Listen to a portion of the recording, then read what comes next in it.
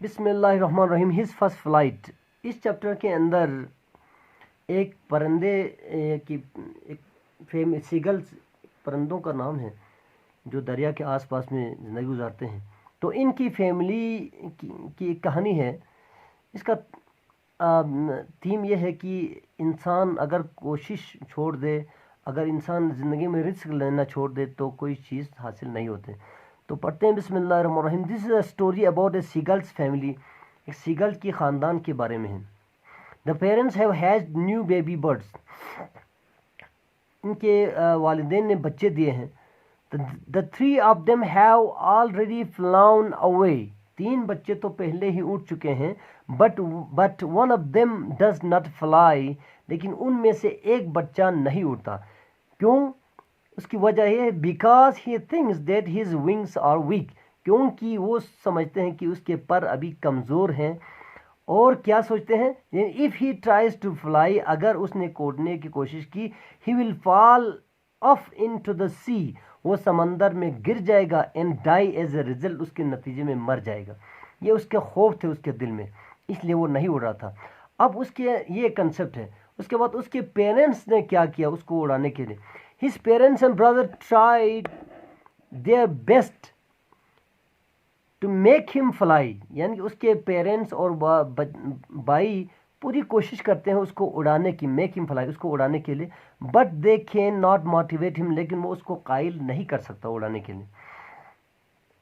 اب اس سے کیا ہوتا ہے نتیجہ؟ As a result، اس کے نتیجے میں he is left alone on the ledge.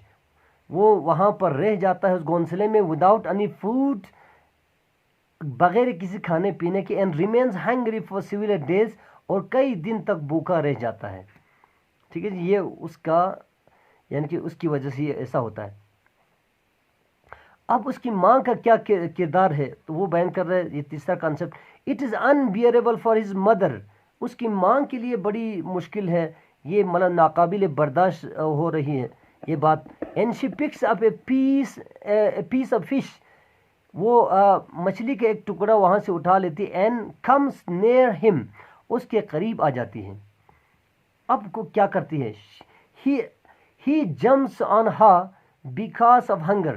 وہ بھوک کی وجہ سے، اب وہ کئی دنوں سے بھوکا تھا، بھوک کی وجہ سے وہ اپنی امی پر وہ فوراً وہاں دیکھتے ہی، کھانا دیکھتے ہی جم لگاتا ہے. بٹ شی فلائز اپ. لیکن وہ اوپر اٹھ جاتی ہے کیونکہ ماں کا مقصد اس کو اڑانا تھا. وہ اوپر اٹھ جاتی. ان دس وے، اس طریقے سے کیا ہوتا ہے؟ ہی فالس ڈاؤن آف دا لیج. وہ وہاں گھونسلے سے نیچے گر جاتا ہے. بٹ دین اس کے بعد کیا ہوتا ہے؟ But then he sees himself. پھر وہ دیکھتا ہے اپنے آپ کو فلائنگ اوور دا سی، کہ وہ سمندر کے اوپر سے اڑ رہا ہے. ٹھیک ہے جی. کیونکہ وہ نیچے گرتے ہیں وہ پر کھل جاتے ہیں اور اڑنا شروع ہوتا ہے. دیر آفٹر، اس کے بعد ہی انجوائز، وہ انجوائے کرتا ہے فلائنگ، ڈائیونگ، غوطہ لگاتے ہیں، catching with his other brother and sister. دوسرے بہن بھائیوں کے ساتھ وہ مچھلی کھاتے ہیں، ان کے ساتھ انجوائے کرتے ہیں. اس کے بعد ہمیں سوال پوچھا جاتا ہے اس کہانی کا کیا مقصد ہے، اس سے ہمیں کیا سبق ملتا ہے. تو اس کا یہ ہے آنسر آپ نے دینا. یہ آپ سے پوچھا جاتا ہے personally. It is difficult to do something for the first time in life.